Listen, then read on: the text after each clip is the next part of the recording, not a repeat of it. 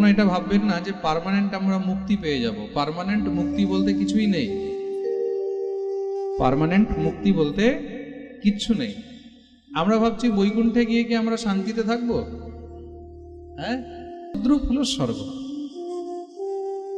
আপনি স্বর্গে গেলেন যতটা পুণ্য সঞ্চয় করেছেন, এখানে আপনি যা পুণ্য সঞ্চয় করলেন সেই পুণ্য অনুসারে আপনি স্বর্গে গেলেন। স্বর্গে গিয়ে আপনার পুণ্য যেদিন ক্ষয় হলো সেই দিনই কিন্তু, আচ্ছা, পুণ্য ক্ষয় করাবার জন্য স্বর্গে কিন্তু আপনাদের অনেক শত্রু আছে। পুত সপুত কাহা ধন সঞ্চয়। পুত্র যদি সুপুত্র হয় তাহলে তার জন্য অর্থ সঞ্চয় করার কোনো প্রয়োজন নেই। খুব মন দিয়ে শুনবেন, পুত্র যদি সুপুত্র হয় তাহলে তার জন্য অর্থ সঞ্চয় করার কোনো প্রয়োজন নেই। আর পুত্র যদি কুপুত্র হয় তাহলে তার জন্য তুমি যতই অর্থ সঞ্চয় করো না কেন সে সমস্ত অর্থ নষ্ট করে দেবে, নাশ করে দেবে। করবে সৎকর্ম করবে। কি করবে? সৎকর্ম থেকে বড় আনন্দ আর কিছু নেই। মনে রাখবে, আপনি কোনো জায়গায় কোনো বিজনেসে হোক, কোনো কাজে হোক, আপনি ওখানে টাকা লাগালেন, 50,000, 1 লাখ, 2 লাখ টাকা আপনার লস হয়ে গেল, নষ্ট হয়ে গেল, আপনার মনে খুব কষ্ট হবে। তখন আপনারই মনে হবে তার থেকে ভালো এই 2 লাখ টাকাটা আমি যদি পাঠে লাগিয়ে দিতাম, যদি আমি মন্দিরের কাজে লাগিয়ে দিতাম, যদি আমি ঠাকুরের কাজে লাগিয়ে দিতাম, এই টাকাটা নিয়ে যদি আমি তীর্থযাত্রা করে আসতাম, তাহলে সেটা আমার সফল হতো। আমি তাদের জন্য বলছি, কোনো যদি দান নাও করে, নিজের উপরেও খরচ করে, তবুও কিন্তু সেটা সৎকর্মে লাগে। আর যারা নিজের উপরেও খরচ করে না, খালি টাকা জমিয়ে যাবে, জমিয়ে যাবে, জমিয়ে যাবে, মনে রাখবে তাদের পরিণতি কি হয়? 60 বর্ষ সহস্রাণী কৃমিভির জায়তে অভিহি। 60,000 বৎসর পর্যন্ত তারা বিষ্ঠার কৃমি হয়ে জন্ম গ্রহণ করে। প্রেম সে বলো। তার জন্য ধর্ম যদি তুমি খরচ নাও করো, নিজের উপরে করো, তবুও ধর্ম করা যায়। সে আরো মহারাজ বুক ফুলিয়ে আরো বলে, জানো আমি ওখানে এতটা গরু দান করেছি। ওই যখনই বললো আমি এতটা দান করেছি, সেই পুণ্যটা সেখানেই শেষ হয়ে গেল। যখনই বলবে আমি ওখানে মন্দির বানিয়েছি, পুণ্যটা শেষ হয়ে গেল। আমি ওখানে মন্দিরের জন্য এত দান করেছি, আমি ওখানে এত ভান্ডারা দিয়েছি, ওখানে এত উৎসব দিয়েছি, এগুলো যখন বলে, যত বলে আস্তে আস্তে মহারাজ ততই তার পুণ্য ক্ষয় হয়ে যায়। তা ওরা কি করে? ওরা এগুলো সব জেনে বুঝে করে। কেন? বলে যত বলবো তত পুণ্য তাড়াতাড়ি নষ্ট হবে, আর পুণ্য নষ্ট হবে, আমাদের এখানে ভিড় কমে যাবে। প্রেম সে বলো। এই সংসারে শত্রু সব জায়গাতেই আছে। আপনি ভাববেন যে স্বর্গে গিয়ে আমি শান্তিতে থাকবো, ওখানে কি আমার পিছনে লাগবে না? ওখানেও কিন্তু পিছনে লাগার লোক আছে। এই সংসারের মধ্যে মহারাজ সব অর্থের উপরে, গুরু শিষ্যের সম্পর্ক অর্থের উপরে চলছে। শিষ্য পয়সা দিতে পারলে খুব ভালো, শিষ্য না দিতে পারলে প্রেম সে বলো। তো মনে রাখবে, অর্থ সবাই চায়। কেউ যদি বলে আমি অর্থ চাই না, হয়তো সে মহামিথ্যাবাদী, হয়তো সে মহামিথ্যাবাদী, আর না হলে সে পাগল হতে পারে। এই সংসারের মধ্যে এরকম কেউ নেই যার অর্থ চাই না। হ্যাঁ, একজন হতে পারে যে এই দুটো বিষয় থেকে আলাদা, না তো পাগল না মিথ্যাবাদী। যাকে অর্থ চাই না সে তোমার কাছে আসবেও, সে তখন পদ প্রতিষ্ঠার মধ্যেও যাবে না। প্রেম সে বলো। ভগবান অর্জুনকে বলছেন, অর্জুন আজ পর্যন্ত তুমি কতবার এসেছো আর আমি কতবার এসেছি তার কোনো হিসাব। পুনরপি জননম পুনরপি মরণম পুনরপি জননী জঠরে শয়নম। কখনো এটা ভাববেন না যে পার্মানেন্ট আমরা মুক্তি পেয়ে যাব। পার্মানেন্ট মুক্তি বলতে কিছুই নেই। পার্মানেন্ট মুক্তি বলতে কিচ্ছু নেই। আমরা ভাবছি বৈকুণ্ঠে গিয়ে কি আমরা শান্তিতে থাকবো? হ্যাঁ, বৈকুণ্ঠে গিয়ে শান্তিতে থাকবে তোমরা? বৈকুণ্ঠেও শান্তি নেই। বৈকুণ্ঠে যদি শান্তি হতো,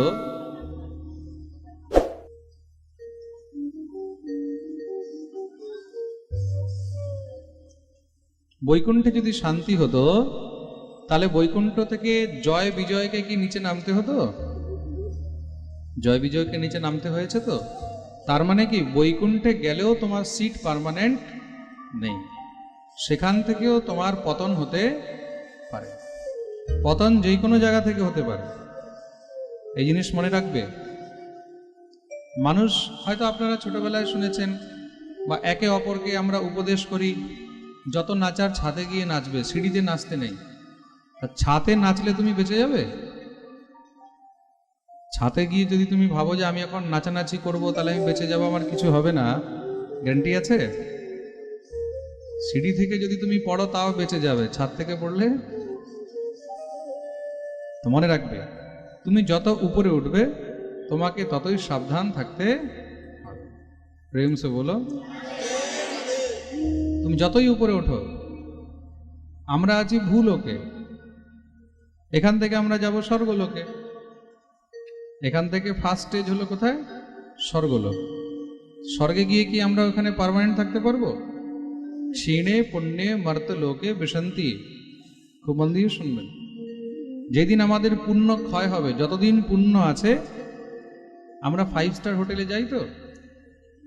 5 স্টার হোটেলে কারা যায়? যাদের কাছে পয়সা আছে। এখানে যদি কেউ গিয়ে থাকে তাহলে নিশ্চয়ই জানবেন, একদিনের রুমের ভাড়া কত হয় জানেন? 40,000 টাকা, 25,000 টাকা। মানে মিনিমাম প্রাইস যদি আপনি 5 স্টার হোটেলে যান তো 25 থেকে 40,000 টাকা মিনিমাম প্রাইস হয়। বুঝতে পারলেন? 1 লাখ টাকা, 1.5 লাখ টাকা, এগুলো একদিনের ওয়ান নাইট স্ট্যান্ডের ওখানে কিন্তু খরচ হয়। তা আমরা সাধারণ জায়গায় যখন যাই তখন আমরা 500 টাকা রুম খুঁজি। আমাদের ক্যাপাসিটি 500 টাকার আছে, তাহলে আমরা 500 টাকার খুঁজি। যাদের ক্যাপাসিটি একটু বেশি আছে তারা তখন 1000-2000 টাকা রুম খোঁজে। বৃন্দাবনে আমাদের মন্দির আছে, মন্দিরে রুম আছে, আমাদের রুমগুলো একটু সস্তা রুম, যেহেতু বেশি ওয়েল ফার্নিশড নেই, ভালো মানে যেরকম আজকাল থাকে একদম টিপটপ সেরকম ব্যবস্থা নেই। আমাদের রুমে 500 টাকা করে ভাড়া হয়। তা গরিবরা যখন যায় ওরা আমাদের রুমগুলো খুঁজে, মহারাজজির এখানে সস্তা আছে, ওখানে আমরা ঢুকবো। ঠিক আছে? এইবার কিছু কিছু ভক্তরা আমি দেখি এসে রুমগুলো দেখলো, দেখে হয়তো আমার মুখটা দেখে 2 দিন থাকলো বা 1 দিন থাকলো, তারপরে এবার ওরা অন্য জায়গায় রুম দেখে এটার থেকে বেটার রুম। পয়সা আছে বলেই তো দেখে, অর্থ আছে বলেই তো দেখে। তো 1500 টাকা 2000 টাকা আবার এসি রুম। তা আমি তার জন্য 2টো রুম বানালাম এসি, খুব বিশেষ যারা ভক্তরা আছে তাদের জন্য। তা এখন সেখানে মন পছন্দ খাবার পাওয়া যায় না মন্দির।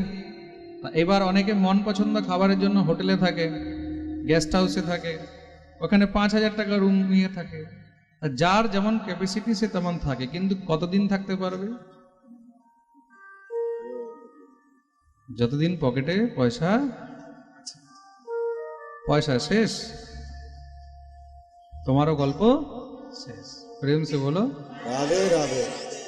তুমি যেদিন পেমেন্ট করতে পারবে না সেদিন না তুমি 500 টাকা রুমে থাকতে পারবে, না তুমি 5 লাখ টাকা রুমে থাকতে পারবে। তোমাকে সেখান থেকে এবার যেতে, তদ্রূপ হলো স্বর্গ। আপনি স্বর্গে গেলেন যতটা পুণ্য সঞ্চয় করেছেন। এখানে আপনি যা পুণ্য সঞ্চয় করলেন সেই পুণ্য অনুসারে আপনি স্বর্গে গেলেন। স্বর্গে গিয়ে আপনার পুণ্য যেদিন ক্ষয় হলো সেই দিনই কিন্তু, আচ্ছা পুণ্য ক্ষয় করাবার জন্য স্বর্গে কিন্তু আপনাদের অনেক শত্রু আছে। আচ্ছা মানুষ মনে করে বোধহয় শুধু পৃথিবীতেই শত্রু আছে। আপনারা মনে করছেন বোধহয় আমাদের এখানেই শত্রু আছে। আমরা ভাবি আমাদের ঘরে শত্রু আছে, আমাদের পাড়ায় শত্রু আছে, বা আমার আশেপাশে শত্রু আছে। এখান থেকে স্বর্গে গেলে আর শত্রু নেই, স্বর্গে অনেক শত্রু আছে। আপনি সেখানে যাবেন, সেখানে দেবতারা বহুত চতুর, অনেক চালাক কিন্তু দেবতারা। খুব মন দিয়ে শুনবেন, কিন্তু দেবতারা পরম চতুর হয়, বহুত চতুর হয়। বায়ু পুরাণের মধ্যে খুব সুন্দর বর্ণন রয়েছে, সেখানে পিতৃগণের প্রসঙ্গে শ্রী অগস্ত্য মুনিকে পিতৃগণ যখন উপদেশ করছেন, তা পিতৃগণ অগস্ত্য মুনিকে বললেন যে তোমাকে পিতৃগণের নিমিত্তে পুণ্য করা উচিত, দান করা উচিত, সৎকর্ম করা উচিত। অগস্ত্য ঋষি বললেন কেন? বলে আমরা যে পিতৃলোকে রয়েছি তো সেখানে যেন আমরা সবসময় সমস্ত সুখ উপভোগ করতে পারি। তা আমাদের সন্তান তুমি যদি আমাদের নামে, মানে অগস্ত্য ঋষির যারা পিতৃপুরুষ তারা বলছেন, তুমি যদি আমাদের নামে শ্রাদ্ধ পিণ্ডদান সৎকর্ম না করো, তাহলে এখানে আমরা কিন্তু সেই সুখ আর পাবো না। অগস্ত্যমুনি বললেন, পিতৃলোকেও সুখ কমে যায়?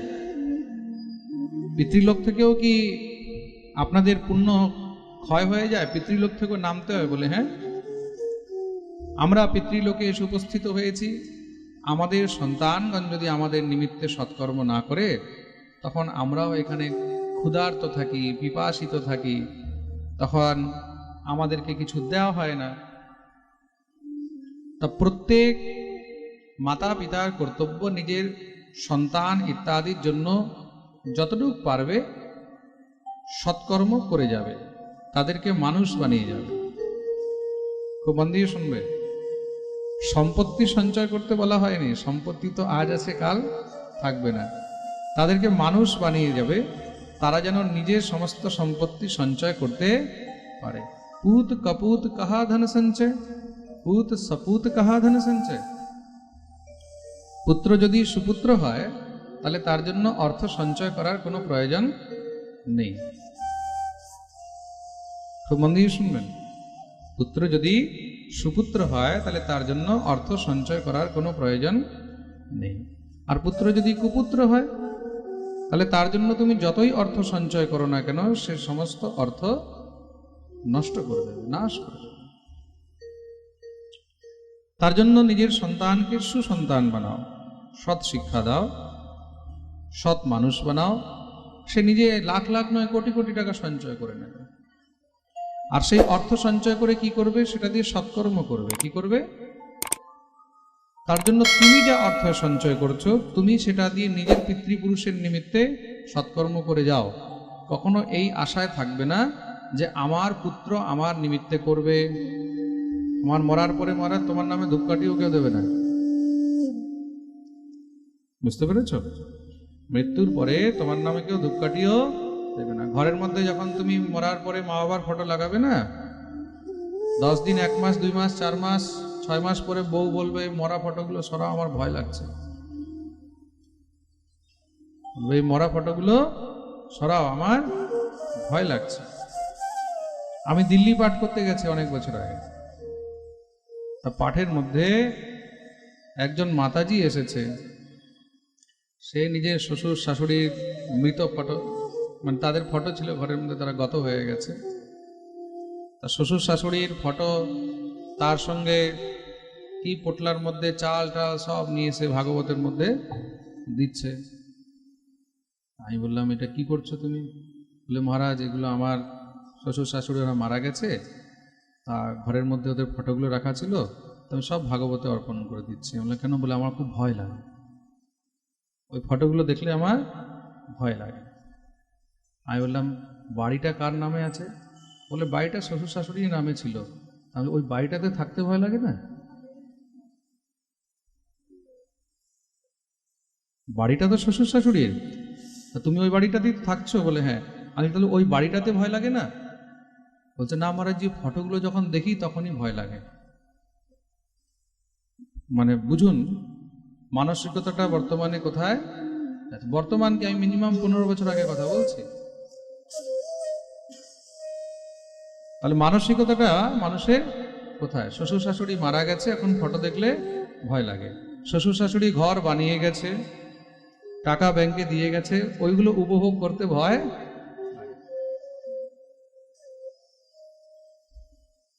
समझ में आया हमारी औकात क्या है? हमारी औकात कुछ भी नहीं है। जब तक हम जीवित हैं तब तक हमारी औकात है, मरने के बाद कुछ भी नहीं है। प्रेम से बोलो, যতদিন জীবিত আছো যা পারবে আনন্দ করে। কি করবে? সৎকর্ম করবে। কি করবে? সৎকর্ম থেকে বড় আনন্দ আর কিছু নেই। মনে রাখবে, আপনি কোনো জায়গায় কোনো বিজনেসে হোক, কোনো কাজে হোক, আপনি ওখানে টাকা লাগালেন, 50,000 1 লাখ 2 লাখ টাকা আপনার লস হয়ে গেল, নষ্ট হয়ে গেল, আপনার মনে খুব কষ্ট হবে। তখন আপনারই মনে হবে, তার থেকে ভালো এই 2 লাখ টাকাটা আমি যদি পাঠে লাগিয়ে দিতাম, যদি আমি মন্দিরের কাজে লাগিয়ে দিতাম, যদি আমি ঠাকুরের কাজে লাগিয়ে দিতাম, এই টাকাটা নিয়ে যদি আমি তীর্থযাত্রা করে আসতাম, তাহলে সেটা আমার সফল হতো। তা এটা আমরা পরে কেন মনে করব, তার আগেই নিজেই মনে করি। আমি সবসময় পাঠে বলি, সৎকর্ম করুন। সৎকর্ম আপনার যদি কারোর ইচ্ছা না হয় যে কোথাও দান করার, মানুষ তো সব রকম স্বভাবের হয় না। নৃপস্য চত্তম কৃপণস্য বৃত্তম মনোরথম দুর্জন মানবানাম। তা কৃপণও অনেক লোক হয়, আমি টাকা কামিয়েছি পরকে কেন দেব? পরকে দেওয়ারও দরকার নেই, নিজের উপরে খরচ করো, নিজের উপরে খরচ করো। কিভাবে নিজের উপরে খরচ করা যায়? বলে নিজের উপরে খরচ করেও সৎকর্ম হয়? বলে হ্যাঁ হয়, নিজের উপরে খরচ করেও সৎকর্ম হয়। যাও ভালো করে তীর্থে যাও, বদ্রীনাথ যাও, কেদারনাথ যাও। তুমি যখন তীর্থে যাবে, তীর্থে গেলে তুমি নিজের উপরে তুমি খরচ করলেও কিন্তু তোমার পুণ্য হবে। তুমি তীর্থে গেছো, তা তীর্থে গিয়ে নিশ্চয়ই কোনো মন্দিরে যাবে, তো মন্দিরে গেলে কিছু তো দেবে। আমি বললাম তুমি মন্দিরেও দিলে না, কোনো পান্ডা পূজারীকেও দিলে না, তুমি তীর্থে গিয়ে সেখানে তীর্থের মধ্যে কোনো ঘরে তো থাকবে, সেটা ঘর ভাড়া তো দেবে। তুমি যাকে ঘর ভাড়া দিলে সেই তীর্থবাসীর 2 টাকা হলে তো ইনকাম হলো, তা সে তো মন থেকে বলবে এর ভালো হোক, মঙ্গল হোক। তুমি কোথাও খেলে, কোনো তীর্থে গিয়ে যদি তুমি টাকা দিয়ে খেলে, ভালো করেই খেলে, তুমি 500 জায়গায় 5000-এর খাও, কিন্তু যেখানে তুমি খেলে নিজের উপরেই খরচ করছো, কিন্তু তীর্থবাসীদের 2 পয়সা ইনকাম তো হলো। আমি এটা যারা মানে অত্যন্ত জাত কৃপণ তাদের জন্য বলছি, কিন্তু হ্যাঁ, আমি কেন কি আমরা তো দিনভর এগুলো দেখতে থাকি। বৃন্দাবনে গেছে, এদিকে মহারাজ টাকা পয়সার কোনো কমি নেই, থাকছে এসি রুমে আর খুঁজছে কোথায় ফ্রি খেতে পাবো, কোথায় ফ্রি খেতে পাবো, কোথায় সরকারি যোগীজির খাবার দেওয়া হচ্ছে ফ্রি, কোথায় জগন্নাথ ঘাটের মধ্যে 20 টাকায় খাবার দেওয়া হচ্ছে, কোথায় সুদামা কুটিয়াতে ফ্রি খাবার দেওয়া হচ্ছে, ওগুলো খুঁজে বেড়ায়। তা আমি তাদের জন্য বলছি, কোনো যদি দান নাও করে, নিজের উপরেও খরচ করে, তবুও কিন্তু সেটা সৎকর্মে লাগে। আর যারা নিজের উপরেও খরচ করে না, খালি টাকা জমিয়ে যাবে জমিয়ে যাবে জমিয়ে যাবে, মনে রাখবে তাদের পরিণতি কি হয়? 60 বর্ষ সহস্রাণী কৃমিভির জায়তে অভিধি। 60,000 বৎসর পর্যন্ত তারা বিষ্ঠার কৃমি হয়ে জন্ম গ্রহণ করে। প্রেম সে বলো। তার জন্য ধর্ম যদি তুমি খরচ নাও করো, নিজের উপরে করো, তবুও ধর্ম করা যায়। তা তুমি যতটুকু ধর্ম করছো, যতটুকু তুমি সৎকর্ম করছো, সেটাই তোমার সঙ্গে যাবে। তুমি সঞ্চয় করে যাচ্ছ, ওটা তোমার সঙ্গে যাবে না। তা সব থেকে বড় পুণ্য হলো তীর্থযাত্রা। তীর্থযাত্রা করো, এবার দান, এবার তার থেকে এবার প্রাইমারি পুণ্য হলো তীর্থযাত্রা করো, তারপরে হলো দান। তুমি যত পারবে তত দান করবে। তুমি এবার কথা হলো, আমি পিতৃগণের নিমিত্তে দান করলাম, তা পিতৃগণের নিমিত্তে দান করে সেটার মধ্যে পিতৃগণ পাবে, অনেকে দেখো ভাবতে পারে যে পিতৃগণ সেটার ফল পেল, তা আমি কি পেলাম? তা পিতৃগণের নিমিত্তে যে দান করে, আমি পিতৃগণের নিমিত্তে ধরে রাখো 1 বস্তা চাল দান করলাম, পিতৃগণের নিমিত্তে আমি ধরে রাখো যেই কিছু হোক দান করলাম, ঠাকুরের জন্য বস্ত্র দান করলাম, ব্রাহ্মণদেরকে বস্ত্র দান করলাম, উলের কাপড় দান করলাম। এই যে উলের কাপড়, উলের কাপড় দান করার কত মহিমা আছে জানেন? হরিভক্তি বিলাসের মধ্যে আপনি পড়বেন, বস্ত্রের মধ্যে সব থেকে শ্রেষ্ঠ বস্ত্র দান হলো উলের বস্ত্র দান। কাউকে যদি উলের বস্ত্র দান করা হয়, বলছে তাহলে তার 1000 গুণ ফল হয়। উলের বস্ত্র অত্যন্ত কিন্তু শুভ।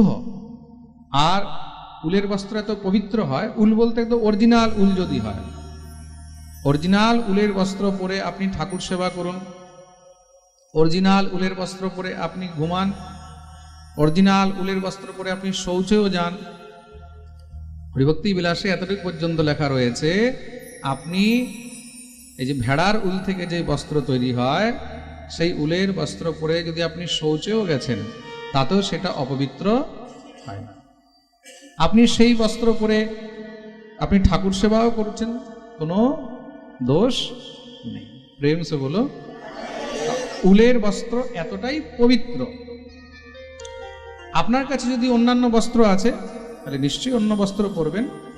এটা কাদের জন্য? যারা সাধু। সাধুরা তো বেশি বস্ত্র কাছে রাখে না, 2-4-5টা বস্ত্র রাখলো, তাই দিয়ে মহারাজ সময় কেটে গেল। তা আপনি বস্ত্র দান করতে পারেন, অন্ন দান করতে পারেন, তৈল দান করতে পারেন। বস্ত্র, অন্ন, তৈল, জল, ভূমি দান, স্বর্ণ দান, কত প্রকারের দান রয়েছে, আপনি করলেন। তা যা আপনি পিতৃগণের নিমিত্তে দান করলেন, মনে রাখবেন কিন্তু তার শতগুণ ফল ওটা আপনি নিজের জন্য পাবেন। এটা কিসে পাবেন? পিতৃগণের আশীর্বাদে। কিসে পাবেন? আশীর্বাদ। পিতৃগণের জন্য যখন আপনি দান করেন তখন পিতৃপুরুষগণ খুব প্রসন্ন হয়, আর প্রসন্ন হয় তখন আরো আশীর্বাদ দেয়। পিতৃগণ কি আশীর্বাদ দেয়? পিতৃগণ আশীর্বাদ দেন যে এর গৃহের মধ্যে যেন ধন ধান্য ইত্যাদি আরো শতগুণ বৃদ্ধি হয়, তাতে যেন সে আরো ধর্ম করতে পারে। প্রেম সে বলো। পিতৃগণ, তার জন্য পিতৃপুরুষ খুব প্রসন্ন হয়। তা অগস্ত্য মুনিকে সেটাই পিতৃগণ বোঝালেন। অগস্ত্য মুনিকে পিতৃগণ বোঝালেন যে তুমি পিতৃগণের নিমিত্তে সৎকর্ম করো। কেন? আমাদের যখন পুণ্য ক্ষয় হয়ে যাবে, শেষ হয়ে যাবে, তখন আমাদেরকেও এখান থেকে আবার পতিত হতে হবে, নিচে পড়ে যেতে হবে। আর এখানে তোমরা যত সৎকর্ম করবে সেই সৎকর্মের ফল আমরাও পাব। মানে আমি যেটা করলাম পিতৃগণের নিমিত্তে, তারা তো পেল, সঙ্গে আমিও পাবো। প্রেম সে বলো। তা আমাদের শত্রু এখানে নয়, স্বর্গেও আছে। কি করে? স্বর্গের মধ্যে দেবতারা এবার তোমাকে জিজ্ঞাসা করবে, যখন কেউ স্বর্গের মধ্যে যায়, তো স্বর্গে গেলে ওখানে দেবতারা তাকে প্রশ্ন করে, আচ্ছা তুমি যে স্বর্গে এসেছো, তুমি কি কি পুণ্য করেছো? তুমি কি কি পুণ্য করেছো? এবার কি হবে? মনুষ্য মাত্র জীব তো অভিমানী হয়, যতটুক করে তার থেকে বেশি বলে। তখন সে আরো মহারাজ বুক ফুলিয়ে আরো বলে, জানো আমি ওখানে এতটা গরু দান করেছি। ওই যখনই বললো আমি এতটা দান করেছি, সেই পুণ্যটা সেখানেই শেষ হয়ে গেল। যখনই বলবে আমি ওখানে মন্দির বানিয়েছি, পুণ্যটা শেষ হয়ে গেল।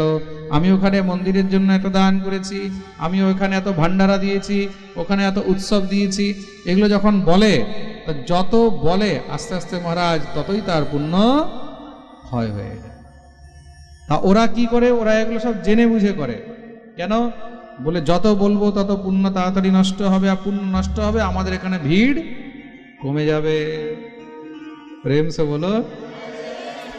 তা এই সংসারে শত্রু সব জায়গাতেই আছে। আপনি ভাববেন যে স্বর্গে গিয়ে আমি শান্তিতে থাকবো, ওখানে কি আমার পিছনে লাগবে না? ওখানেও কিন্তু পিছনে লাগার লোক আছে। এই সংসারের মধ্যে শান্তি কোথাও। মন দিয়ে শুনবে। বৃত্তাসুরকে যখন ইন্দ্র যুদ্ধের মধ্যে মারতে যাচ্ছে, বৃত্তাসুরকে তো মারা যাচ্ছে না। কেন? বৃত্তাসুরের মৃত্যু অত সহজে হবে না। তা বৃত্তাসুরের মৃত্যু কি করে হবে? বৃত্তাসুর তো অজনী সম্ভব, কোনো মাতৃগর্ভ থেকে তার জন্ম হয়নি। খুব মন দিয়ে শুনবে কিন্তু, খুব সুন্দর প্রসঙ্গ। তাই বৃত্তাসুর কে ছিল, আর তার বধ এত সহজে সম্ভব কেন ছিল না? একবার দেবতাদের সভার মধ্যে গুরু বৃহস্পতি এসে উপস্থিত হয়েছেন। তো দেবতারা সব সুরা সুন্দরীর মধ্যে লীন হয়ে রয়েছে। সুরা সুন্দরীর মধ্যে লীন হয়েছে, কিছুটা দেবতারা গুরুদেবকে একটু অ্যাভয়েড করেছেন। গুরুদেবের হয়তো কোনো দোষ দৃষ্টি দেখেছে, আর শাস্ত্র বলেছে যে গুরুদেবের কোনো দোষ দেখতে নেই। কিছু মনের মধ্যে হয়তো কিছু দেখে একটু ক্ষুণ্ণতা এসেছে, গুরুদেবকে প্রণাম করেনি, গুরুদেবকে আসন দেয়নি। বৃহস্পতি খুব ভালো, মানে যত গুরুরা আছে তাদের মধ্যে বৃহস্পতি খুবই ভালো, খুব সহজ সরল। গুরু বৃহস্পতি শুক্রাচার্য হলে তো সঙ্গে সঙ্গে অভিশাপ দিয়ে সেখানে একদম ঠান্ডা করে দিত। বৃহস্পতি চুপচাপ হাসলেন আর মনে একটু দুঃখী হয়ে এখান থেকে বেরিয়ে চলে গেলেন। শিষ্যদের অমঙ্গল চাইনি, কিন্তু শিষ্যদের অমঙ্গল চাইনি। দেখবে এরকম অনেক গুরুরা আছে, শিষ্য যদি একটু গুরুদেবের ডান থেকে বাঁয়ে হলো সঙ্গে সঙ্গে তুই ধ্বংস হয়ে যাবি, তোর এই হয়ে যাবে।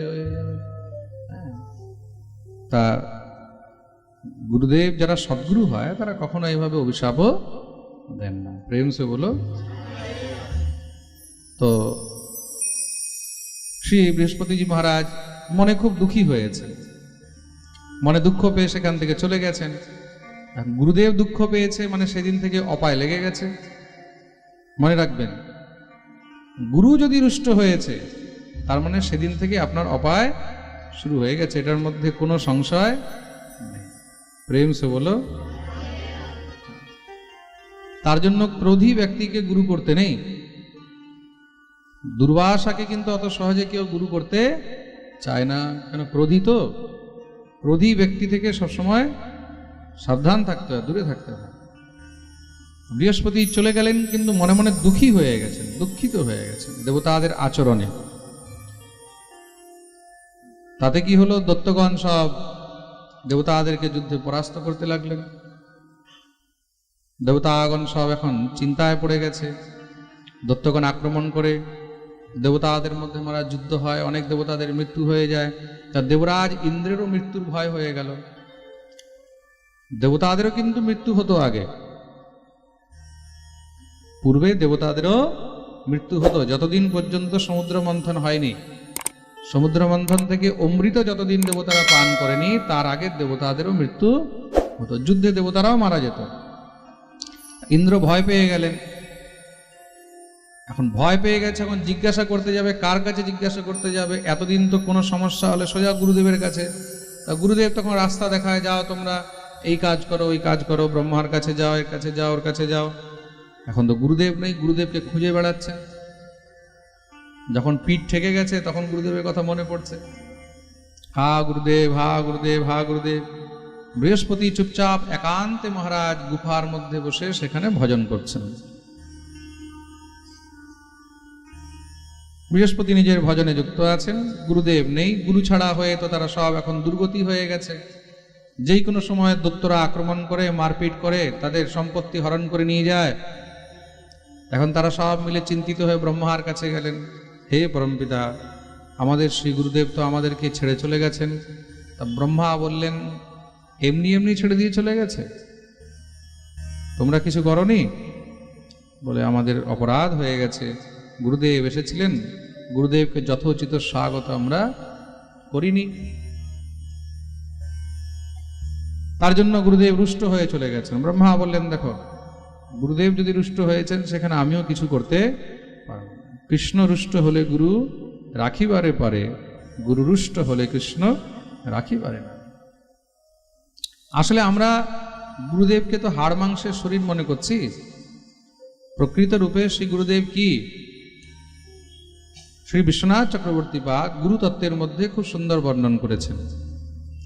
আমরা যখন গুরু করছি তো গুরুদেবকে হাড় মাংসের শরীর নয়, তাকে সাক্ষাৎ শ্রীকৃষ্ণের অভিন্ন অঙ্গই মানা উচিত। খুব মন দিয়ে শুনবে, গুরুদেবকে ভগবানেরই অভিন্ন অঙ্গ মানা উচিত। ভগবান কি রূপে আসে?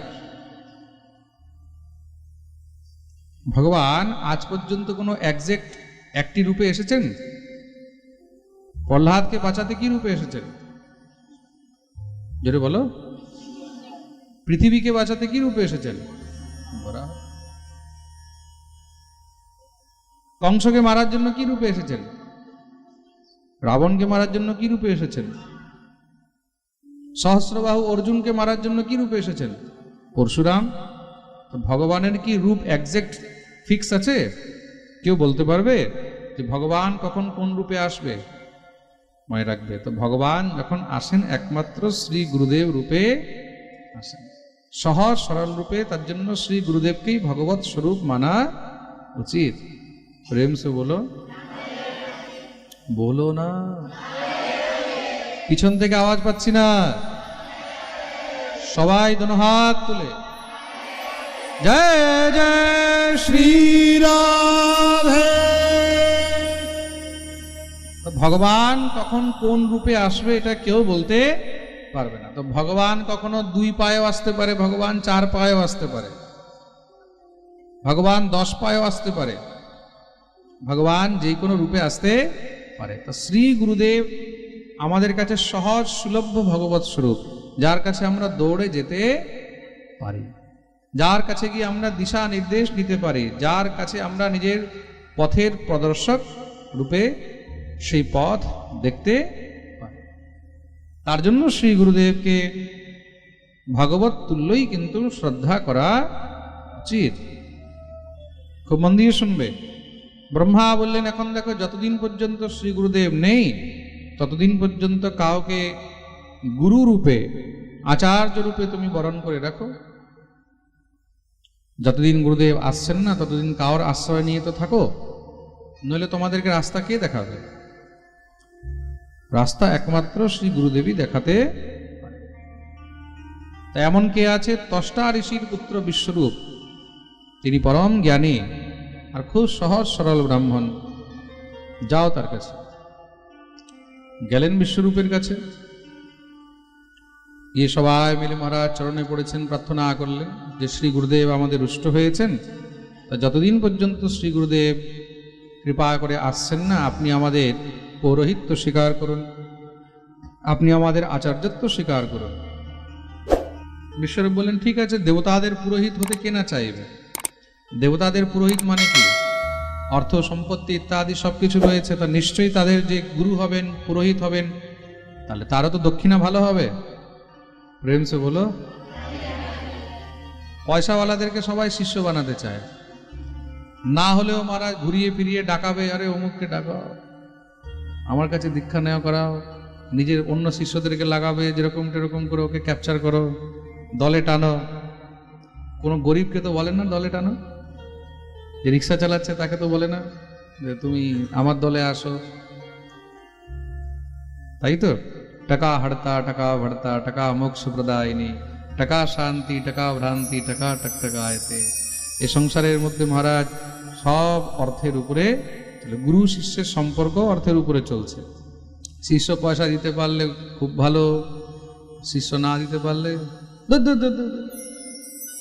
প্রেম সে বলো। তো মনে রাখবে, অর্থ সবাই চায়।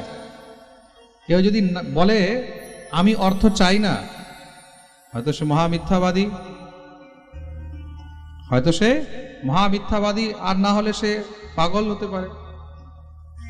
এই সংসারের মধ্যে এরকম কেউ নেই যার অর্থ চাই না। হ্যাঁ, একজন হতে পারে যে এই দুটো বিষয় থেকে আলাদা, না তো পাগল না মিথ্যাবাদী। যাকে অর্থ চাই না সে তোমার কাছে আসবেও, সে তখন পদ প্রতিষ্ঠার মধ্যেও যাবে না। প্রেম সে বলো।